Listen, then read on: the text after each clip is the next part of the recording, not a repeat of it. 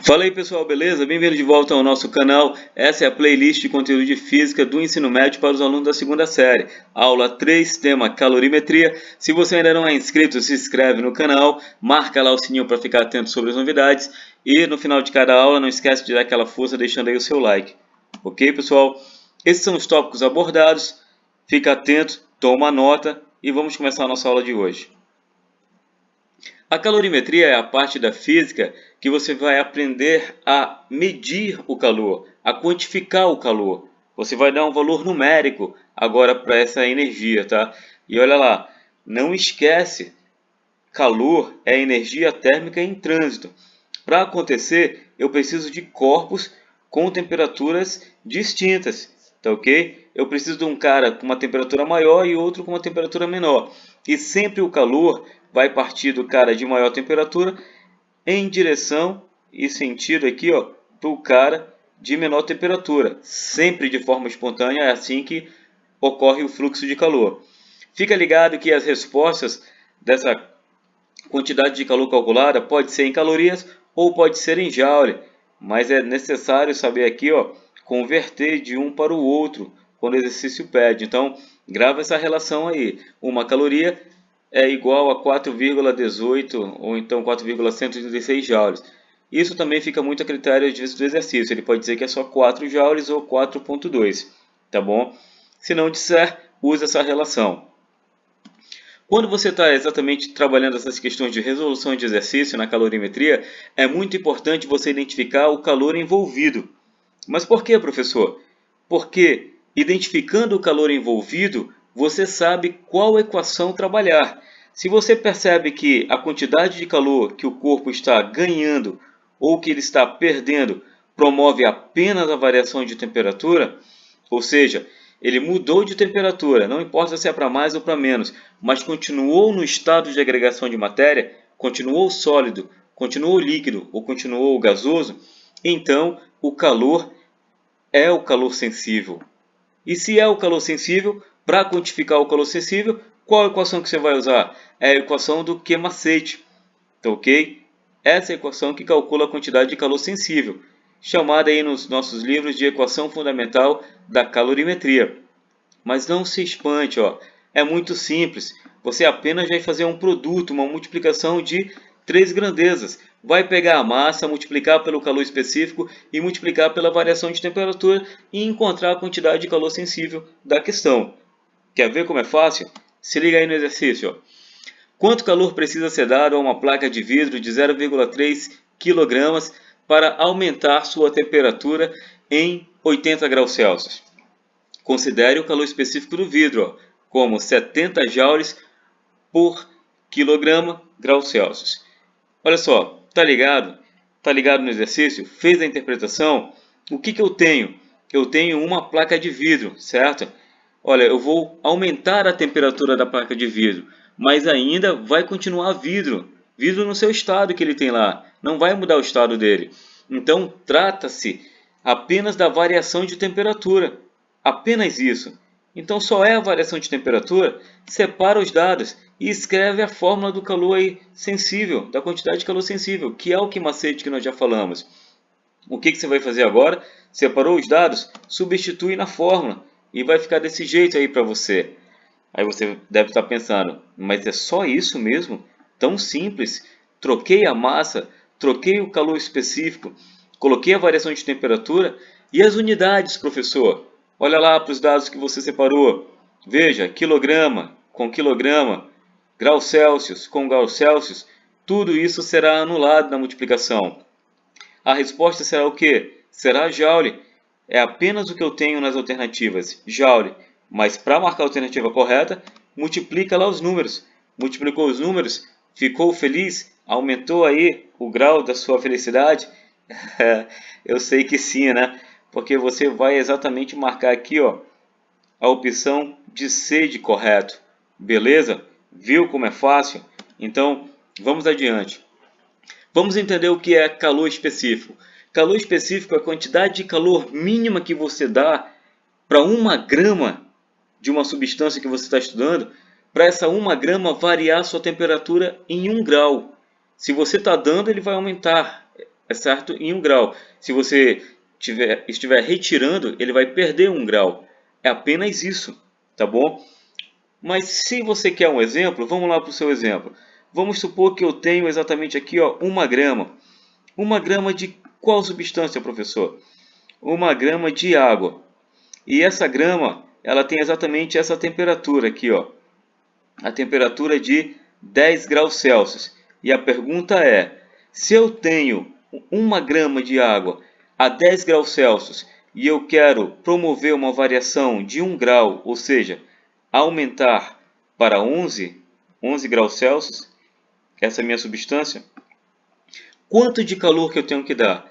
Se liga aqui na tabela, ó. Você tem que dar 1 caloria. Então é isso que é o calor específico. É uma quantidade de calor mínima que você fornece para 1 grama da substância estudada, para essa grama variar em 1 grau. Beleza? A sua temperatura. É isso que eu quero que você entenda. Tá? Agora, fica ligado uma coisa. O calor específico depende do tipo de material. Tá bom? Cada material possui o seu. Você está enxergando a tabela. Só que também uma outra coisa. Ó. Veja, aqui você tem o calor específico do material que é a água na fase o quê? Na fase líquida. Quando eu tenho água na fase sólida, o calor específico é diferente. Tá ok? É 0,5 calorias por grama grau Celsius. E na fase gasosa também é diferente, é 0,48 calorias por grama grau Celsius. Então, fica atento que o calor específico ele é diferente para o tipo de material, mas quando você especifica o material, ele também varia conforme o estado de agregação da matéria, desse material, dessa substância. Tá bom, pessoal? Beleza, vamos seguir aí. Vamos entender o exercício. Vamos lá. Em uma manhã de um céu azul, um banhista na praia observa que a areia está muito quente e a água do mar está muito fria. À noite, esse mesmo banhista observa que a areia da praia está fria e a água do mar está morna. O fenômeno observado deve-se ao fato de que... Bem, então você pensa, o que esse banhista está fazendo tanto tempo na praia, né? Será se ele estava de manhã, foi embora, voltou? Não, na verdade você não vai pensar nisso, né?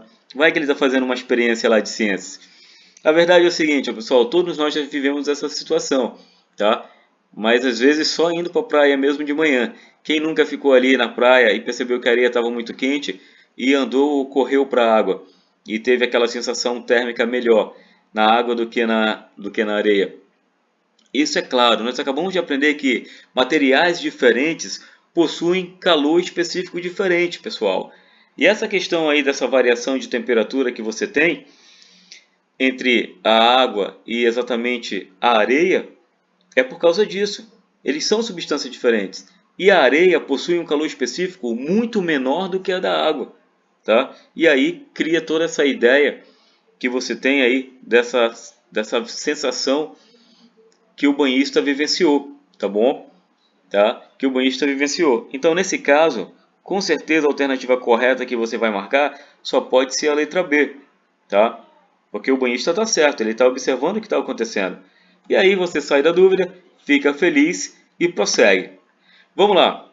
Capacidade térmica. Olha lá, capacidade térmica. Só o termo capacidade você já fica ligado no que é. Se você tem uma garrafa e você vai preencher essa garrafa, vai preencher com uma certa quantidade de líquido, não importa o líquido, você não vai ficar preenchendo a garrafa para sempre. Você sabe que vai ter um limite, então você vai ter que parar. Esse limite é a nossa capacidade.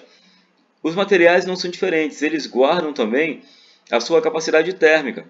E se você quiser calcular a sua capacidade térmica, você tem essa fórmula aqui, que é uma divisão, que envolve a quantidade de calor e a variação de temperatura. E você tem essa outra fórmula aqui, ó, que é um produto, que no caso envolve a massa e o calor específico. Ok? Está fazendo exercício assim de capacidade térmica? Separa os dados. Separou os dados, você vai saber qual fórmula você vai utilizar. Ok? Mas antes disso, vamos tratar de um exercício agora também. E também é um exercício agora de capacidade térmica, só que ele é teórico. Um amolador de facas, ao operar um esmeril, é atingido por fagulhas incandescentes, mas não se queima. Isso acontece porque as fagulhas... Olha lá, primeira coisa, você tem um exemplo aí, ó. está amolando a faca. Primeiro, lembre-se, apenas adultos devem amolar facas, ok? Não tente isto em casa, tá? Não faça não. Agora vamos lá, voltando para o lado física. Pessoal, a fagulha, quando ela cai aí, ela está transportando uma quantidade de calor muito pequena. Por quê? Porque a fagulha tem baixa capacidade térmica, tá? Então, a alternativa correta é a alternativa C. Beleza? Simples, né? Vamos lá então agora.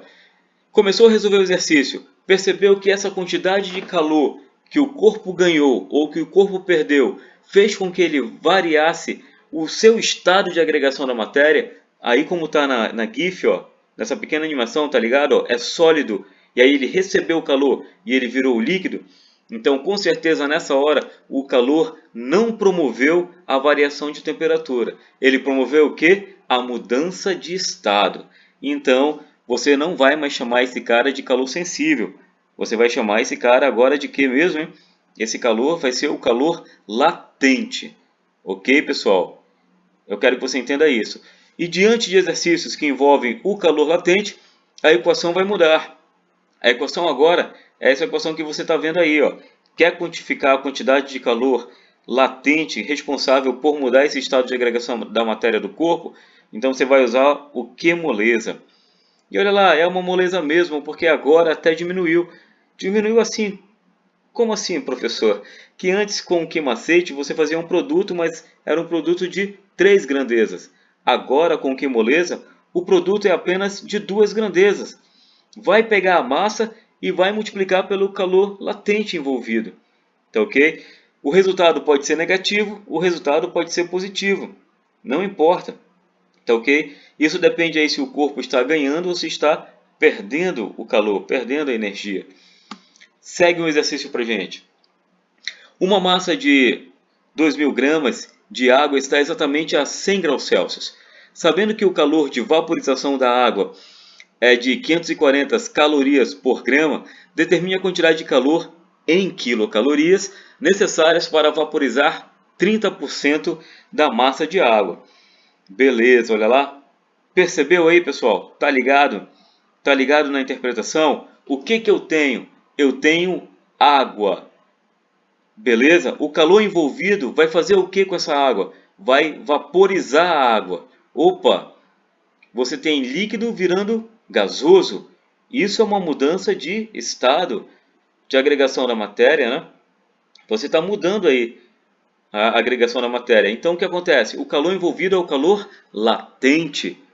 Ficou ligado? Você tem que interpretar, porque você precisa saber a fórmula que você vai usar. E você só sabe a fórmula que você vai usar se você interpretar para identificar o calor. Identificou o calor? Separa os dados. Separou os dados? Qual é a fórmula agora que você vai usar mesmo? É o Q moleza. Tá bom? É o Q moleza. Fica ligado que ele pediu para você trabalhar apenas 30% da massa. Então, na hora que você vai substituir os dados, vai aparecer exatamente essa informação. Não se assuste, tá? Não se assuste. Esse valor que você tem bem aqui, ó, é apenas a representação dos 30% desse total da massa que ele havia dado. E 30% é representado assim, em forma de fração. O que você faz agora? Usa a sua habilidade matemática. Ó. Você pode cancelar aqui, e você tem apenas o quê? 20 multiplicado por 30. E todos nós sabemos que essa multiplicação vai dar quanto? Vai dar essa daí que você está vendo, ó, 600. E o 540, que é o calor latente, no caso agora de vaporização, a gente repetiu, tá bom? E agora, professor, multiplica de novo e você tem um resultado, ó, 324.000 quilocalorias. Você olha para as alternativas, vê algo parecido e agora? O que aconteceu? Calma, relaxa. Olha aqui nos nossos dados, ó. Dá uma olhada para os dados que você separou. Percebeu? Você tinha grama aqui e grama aqui, ó. Essas gramas foram canceladas na hora da multiplicação e sobrou apenas a caloria. Então seu resultado está em caloria, mas ele pede em quilocaloria. Você aprendeu nas aulas de matemáticas que esse K aqui, ele guarda um valor e esse valor é 1000. Então, vamos reescrever o nosso valor. 324.000 é a mesma coisa que 324 vezes 1000. Ficou fácil agora, né? O que você vai fazer? vai pegar o 1000 e vai substituir pela letrinha K. E agora, com certeza, a sua alegria voltou. Tá animado, né? Tá animado porque você sabe qual alternativa você vai marcar. A alternativa é a alternativa E de exato. Ok, pessoal? Beleza? Vamos lá, segue a aula. Bem, vamos falar do calorímetro. Daqui a pouco nós vamos falar sobre trocas de calor entre os corpos. Quando os corpos vão trocar esse calor entre si, eles precisam, exatamente como eu disse, trocar apenas entre si. Eles não podem trocar o calor de forma aberta com todo mundo que está ao seu redor. Não, porque senão eu não vou ter exatamente o objetivo que eu estou almejando. Então eu preciso colocar esses corpos dentro de um recipiente no qual esse recipiente não permita a troca de energia com o meio externo. E esses tipos de recipientes são chamados de recipientes adiabáticos, que no caso, nos nossos exercícios, será chamado de calorímetro, tá bom? E o calorímetro tem essas funções que você está vendo exatamente aí, no nosso texto desse nosso slide. Mas não esquece, ele é um dispositivo que? Um recipiente adiabático. O que é um recipiente adiabático? É um recipiente que não deixa que a energia se propague para o lado de fora, tá ok? Ela fica apenas ali do lado de dentro, então vai apenas trocar a energia dos corpos que estão ali internamente, tá bom? Vamos lá, vamos falar agora sobre a troca de calor. A troca de calor, como você já sabe, que já foi comentado agora no calorímetro, ela sempre vai acontecer aonde? Vai acontecer nos sistemas, como você está vendo aí, ó, sistema isolado. Aí eu chamo a sua atenção de novo. O que é o sistema isolado? É um recipiente adiabático, beleza? Que no caso, nos exercícios, será o calorímetro, tá bom? O que eu quero que você entenda é que nessa troca de calor dentro desse sistema isolado, dentro desse recipiente adiabático, dentro do calorímetro, acontece uma coisa assim muito simples, ó. O cara que perde uma quantidade de calor, essa quantidade de calor é a mesma quantidade de calor que o outro corpo vai ganhar. E aí o que acontece? Se eu perdi um valor e o outro cara ganhou a mesma quantidade, se eu somar isso matematicamente, qual vai ser a resposta? A resposta vai ser zero. Por isso que eu falo que a quantidade de calor trocada, nessa hora, a somatória sempre vai ser igual a zero. É o que você tem aqui. A somatória da quantidade de calor sempre será nula, tá? Olha, pensa bem, se você perde 10 reais, você sabe, você perdeu. Matematicamente a simbologia é essa. Você perdeu, então é menos 10. Mas alguém vai encontrar. Quem encontrar vai ficar muito feliz porque encontrou, achou, ganhou 10.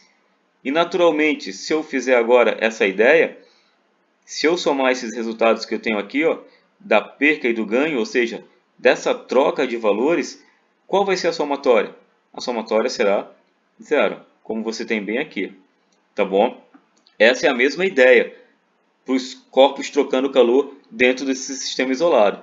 Só que esse Q aqui, na hora do exercício, você tem que interpretar, porque ele pode ser do calor sensível, que é o Q-macete, ou pode ser do calor latente, que é o Q-moleza. Como você vai saber? Vai ser a base da sua interpretação no exercício, tá bom? Então vamos ver como fica então isso na prática. Quando misturamos 1 kg de água a 70 graus Celsius com 2 kg de água a 10 graus Celsius, obtemos 3 kg de água a qual temperatura, né? Beleza, então é muito simples, ó. Eu tenho essa quantidade de água, que você está vendo bem aqui, ó, 1 kg de água. Qual é a temperatura inicial? É 70 graus Celsius. E eu vou misturar com essa quantidade de água, que está numa temperatura menor, ok? E aí é claro, naturalmente, que eu vou ter 3 kg no final de água, mas ele quer saber qual vai ser essa temperatura final dessa mistura. É claro que vai ter uma outra temperatura, porque águas com temperaturas diferentes, o que vai acontecer? Vai ter a troca de calor. Uma naturalmente vai esfriar, a outra vai esquentar, mas no final, a mistura final vai ter a mesma temperatura. E é essa temperatura que ele quer. Então, se trata do quê? Se trata de troca de calor, beleza? Separa os dados, naturalmente, tá? Depois, se você já identificou que é troca de calor, você sabe a fórmula que você vai usar, aquela lei lá, a somatória da quantidade de calor trocada sempre é igual a zero. Só que agora vem a parte mais importante. Você precisa verificar se esse Q que tem aqui vai ser o Q macete, ou se vai ser o Q moleza, ou se vai ser os dois. Tá? Você precisa identificar isso. Então veja, ó, a água que você tem bem aqui, ela está a 70 graus Celsius. A outra quantidade de água está a 10 graus Celsius. Veja, essas temperaturas envolvidas no exercício, 70 e 10 graus Celsius, não são suficientes para mudar o estado de agregação da matéria. Ou seja, vai continuar água. Nós sabemos que para a água entrar no seu estado sólido, ela tem aquele valor ali que você conhece, que no caso é 0 graus Celsius. Ou para ela entrar no seu estado gasoso, tem aquele valor que você conhece também, que é 100 graus Celsius. Ou seja, pelos dados do exercício, eu sei que isso não vai acontecer, porque 70 graus Celsius e 10 graus Celsius não vai promover a variação do estado da água, ou seja, ela vai continuar líquida. Se ela vai continuar líquida, significa que nessa troca de calor, o calor envolvido será o quê? Será o calor sensível. Então, qual fórmula que eu vou trabalhar? Vai ser a fórmula do Q macete. Ok, pessoal? Como eu percebi isso, eu consigo interpretar que apenas eu vou ter Q1 e Q2. Ok? Poderiam ser mais? Poderiam, mas para o nosso exercício, apenas Q1 e Q2. E o Q1 vai ser esse cara que tem 1 kg de água, e o Q2 vai ser o cara que tem 2 kg de água. Perfeito? Agora, reescreve ali, coloca a fórmula do Q macete, e quando chega nessa parte, pessoal, você tem que entender que é a sua habilidade matemática. Tá? Você vai fazer uso da sua habilidade matemática. Por exemplo, eu sei que eu estou trabalhando apenas com água. Apenas com água. Então eu vou pegar esse termo aqui e passar para o outro lado. Por que eu vou fazer isso?